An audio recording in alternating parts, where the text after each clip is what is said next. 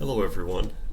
This is our second to last lecture of the course. So the one thing I want to leave you with is a picture of how one goes about getting the data that's needed to use many different kinds of artificial intelligence algorithms. Because in fact, a lot of the data that we've used for the class has intentionally been limited to problem or data sets that are already very accessible to machine learning. But to give you a better picture on how to see the whole the data landscape, I wanted to put together a lecture that gives you some context on the kinds of tools and challenges that are known throughout the community. And really, the key problem that these are addressed at is getting the data that's required to solve many kinds of materials or chemistry challenges can require a lot of effort.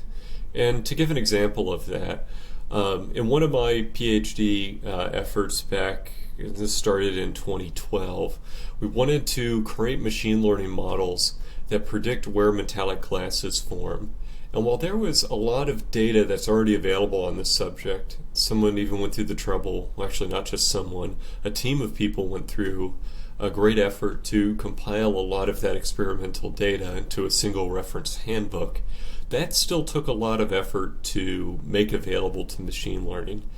It happened that I lived about an hour from Northwestern by mass transit, where I'd have on the order of 30 to 40 minutes sitting on a train. So it took me a few dozen of those train trips to take even this well-ordered textbook of data and turn it into the kind of digital formats like an Excel spreadsheet that is available, that is actually accessible to data science software. And this is not a problem that's unheard of, or an amount of effort that's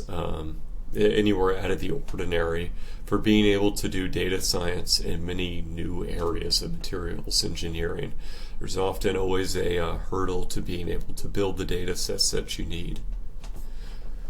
And this is a problem that, of course, many people are well aware of as a result. And there's been a lot of effort on figuring out how can we eliminate this kind of problem in the future, or how can we make it easier for people to access the kind of data that they need.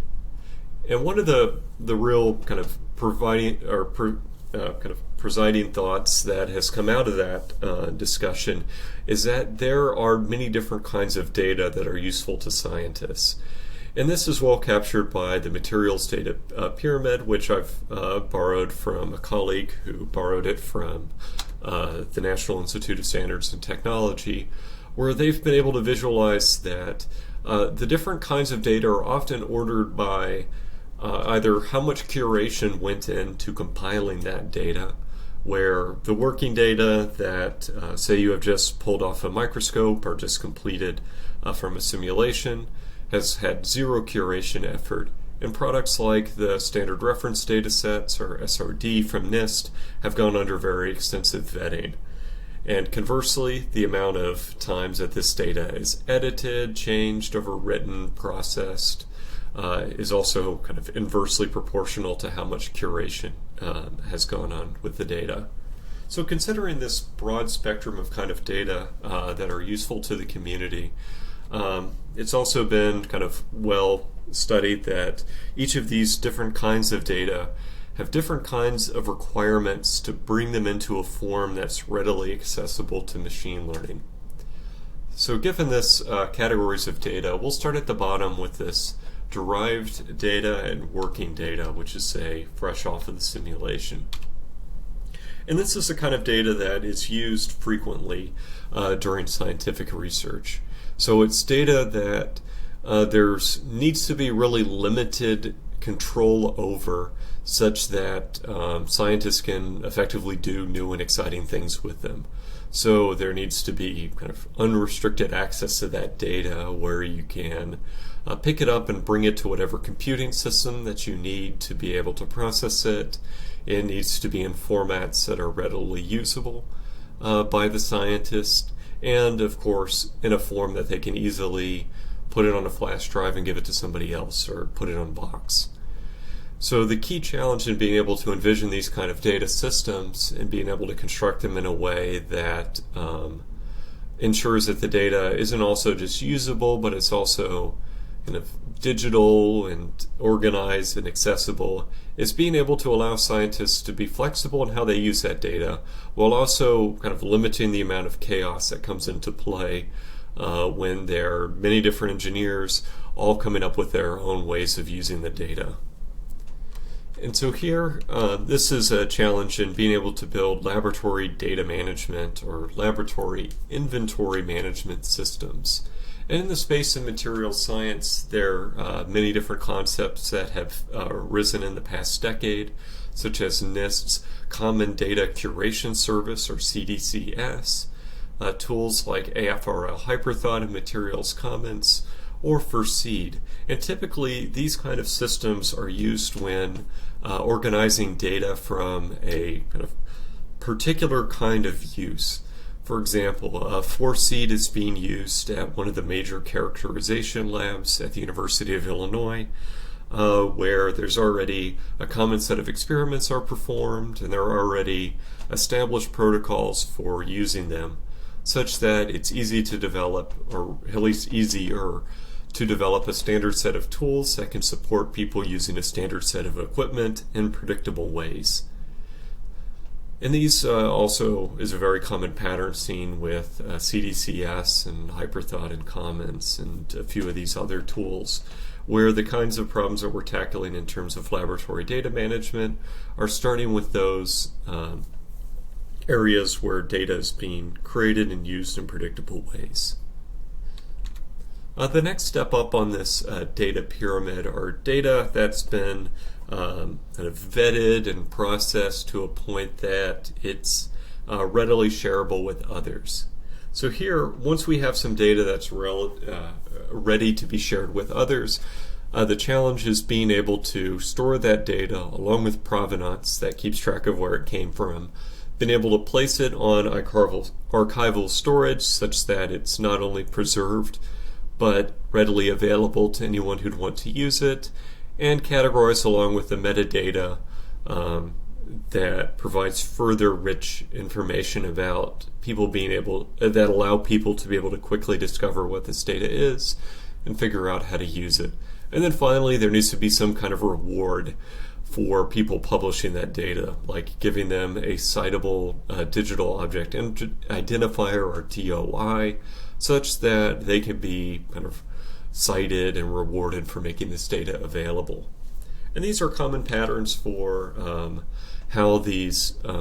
different kinds of data services appear. And there are indeed very many of these. There's Figshare and Data Dryad and Zenodo that are kind of ready to accept any kind of data. They're used across many different communities. There are efforts like Nomad, which focus on a particular area of materials engineering, specifically density functional theory computations, focused especially on inorganic three-dimensional materials, and tools like the Materials Data Facility, which are designed to work with relatively large data sets, like those produced at beam lines like those at the Advanced Photon Source. And all of these data sets kind of have those features we talked about earlier. They provide some basic provenance information about who created this data and how should you refer to it if you've used it in your own work. They provide link to the data files housed on long-term storage systems. And they come along with some of that metadata, like the title or some keywords that allow people to find this data easily and get an idea about knowing how to use it. And the problem with this data is it could be basically anything. There's no constraints over what kind of structure the data takes, so basically any new data set is going to require additional effort from a human to be able to figure out what that data is and how to use it. So really, if we think about trying to take that data and shape it into a form that is readily accessible, we're beginning to talk about reference data sets. which are the kind that you might be familiar with from, say, the Handbook of Chemistry and Physics, where you can go look up, say, the density of sodium chloride. And these kind of well-structured data sets are characterized by how extensively curated they are. They often are composed of data that were collected in many different scientific studies and compiled with a specific goal in mind, say, having all of the densities of every known crystalline compound, and are stored in a consistent form like a table. And so consequently, these kind of data sets are really the ones that are most widely used and most easily usable for database tools, or for not database tools, data science tools. And if we take a look at a representative example like that metallic glass data set that we described earlier, these reference data sets are characterized by having a large amount of data that's well curated. Here, this experiment, one of several hundred material systems that are included in this book, has a list of how each of the experiments were performed in a way that's readily accessible. Point 2 here defines the casting conditions, or what technique was used to solidify the material quickly. 3 describes the atmosphere. 4 describes the sample. 5 describes how they confirmed whether this material was glassy or not. It also includes provenance information, and then finally data in a structured format, which is a table that makes it relatively easy for someone who's listening to the radio on a train for a half hour to easily transcode into an Excel spreadsheet. And this kind of data, again, is what is really required to do some kind of machine learning, but is relatively rare. And to take a step back and talk about this kind of data and even a higher level of theory, the terms that you often use to describe the structure of the data is the term structured data, where data is described by a defined data model which captures what information it must have and in which format that data is available. So as an example, we can consider a street address and one data model that could describe it, where say you can capture the street number as an integer, the direction of that street, such as its north-south, with a single character, the street as a string, and then the zip code as another integer. And these 4 points being specified in such this direction will allow you to kind of expect the format for any kind of address, which simplifies writing any code. And you can write a document that describes this data format called a schema, which allows another human to come along and be able to understand what this data is covered. Like they could know that, all right, street numbers must be positive, but they can be any number. Zip codes are always 5 digits. And that can simplify, say, writing analysis software on top of that. One other key concept in structured data are the notion of web APIs, where API stands for Application Programming Interface, where the common approach that you see across most kinds of web APIs are so-called REST APIs, which allow people to access data through HTTP requests, in particular those which are used by web browsers that allow people to, say, send and receive data in a structured format. A good example of this is the Materials API, or MAPI, used by the Materials project, where I can go to a certain web page, like this one here, where I request the materials data computed using VASP from a certain material number, and it will give me back a structured form that, say, includes the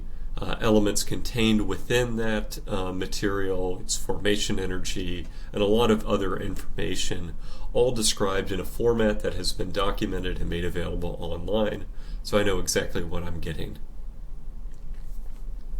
And there are many other databases besides the Materials project that provide this. There are many that are coming out of the commercial sector, like those of Citrine Informatics,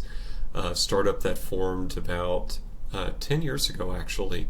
that provides access to materials data and works with a lot of commercial and industrial partners.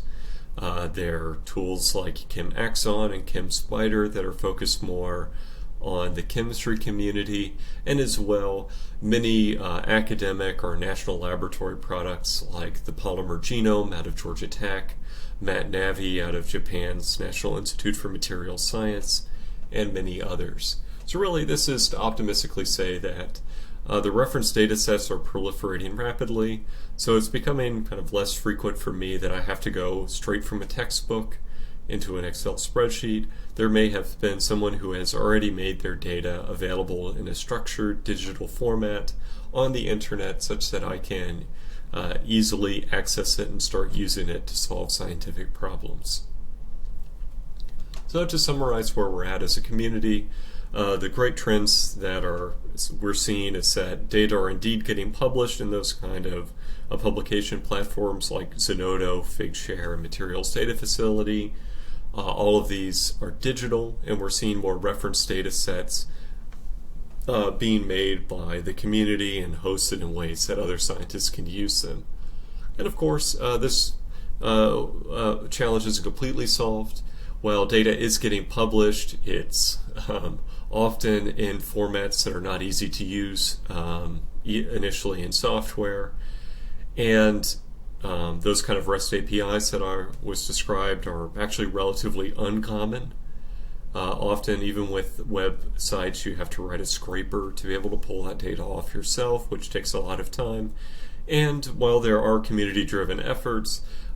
few of them are actually linked together very well. So often, finding a particular data set is also a problem of finding the correct website that has the correct data that you're looking for. So while this isn't perfect, it is at least optimistic to say and truthful that the data and tools are now becoming more available than they were 10 years ago, and we're on a trajectory for things getting even better. And the last part I'll talk about is kind of what is this path forward to getting better data. And I'll start out right now with a public service announcement. The kind of challenges and the way that I see the problem are reflected in the kind of work that I do. I work with the Materials Data Facility, a project funded by NIST, run out of the University of Chicago. So consequently, the problems that I see are the problems that I then go and try to solve. So you're going to see a heavy Materials Data Facility bias in these next couple slides. And really the kind of the world that I see us quickly arriving to as a materials community is one that has limited barriers between being able to publish and access data, use it with the kind of software that's available, and then deploy that software and data on a variety of computing resources, be they commercial website or commercial computing resources like Amazon Web Services, or academic ones like Exceed or ALCF. And the reason why I see these becoming prevalent is that there's a massive proliferation of different kinds of data resources, a growing use of websites like GitHub and GitLab to make data available, and then publish to resources like the Python Package Index or Docker Hub, so that others can quickly install and use that for their own problems. Now, in terms of those issues around those many resources being available yet not well interconnected with each other, one route or one effort that has been focused on combining those data is, again, this Materials Data Facility, which, as I mentioned, is run out of the University of Chicago, where we've been focusing on building a tool that allows people to publish data, and then our service will take that data and try to make it more accessible by a larger community. We'll say, take the files that they provide us, see if we can understand the formats and thereby extract kind of detailed information about what materials these different data files describe, And then we take those metadata that we're able to extract or that people provide us and send them out through to community search engines like the NIST Materials Resource Registry or Citrine Informatics, such that that people can find data from resources that aren't ours. And in this way, we can ensure that really the tools that are being used or that are most familiar to any scientist will all have the same data. And then, of course, we have those data publication abilities, like we house our own data publication service called MDF Publish that's particularly focused on handling large data sets. And then finally, our own search engine called MDF Discover, where we host all of this metadata ourselves and have it accessible through one of those REST APIs that allows you to make queries through software. One of the other challenges we're trying to tackle is making it easier for people to share AI tools. And our efforts there are centered around a project called DL Hub, where we've built a series of Python toolkits and web interfaces or web services that allow you to, say, publish a machine learning model like one via Keras with as little as maybe 5 to 10 lines of code, publish it to our website such that others can go and run it through a simple client and have the model actually run on somebody else's server, namely those at Argonne's computing facility, without having to install any of the packages required to use it. So we can go and use that coherent diffraction imaging models that we described in our computer vision lecture, or the tomography denoising, without ever having to know that either that each of these runs on TensorFlow and needing to know the specific version. It's just available through a Python interface, and it runs without kind of much intervention from you. And then finally, the other optimistic point I'll leave you with is that we're not the only effort by far focusing on building up these kind of tools and making them integrated with the community. And in fact, there's been a recently launched effort called the Materials Research Data Alliance, or MARDA, that's been really trying to bring together a community of these people who are interested in building tools for scientists and giving them access to the resources that will help them improve their tools more and get them talking with each other such that we can really hone in on where the missing gaps in being able to give people the data tools that they need to make science progress faster, so that we can all kind of rise quickly as a community. So that wraps up my discussion of data infrastructure. The things that I want you guys to kind of walk away with an understanding of is that there are many different kinds of data challenges, and consequently there are different approaches for being able to build software that help people with them, such as their existing laboratory inventory management systems, or LIMS, that allow people to work with data and also keep it organized. There are publishing platforms that allow you to publish and forget about your data. And then finally, reference data tools that provide that data in structured formats through web APIs, such that others can come by and easily access and use them through software. And then finally, the real kind of grand challenges for this community are being able to link all of these different kinds of data tools together and have them also readily available to different kinds of software and running on different computing environments, such that it's seamless for people to use them to solve new scientific challenges.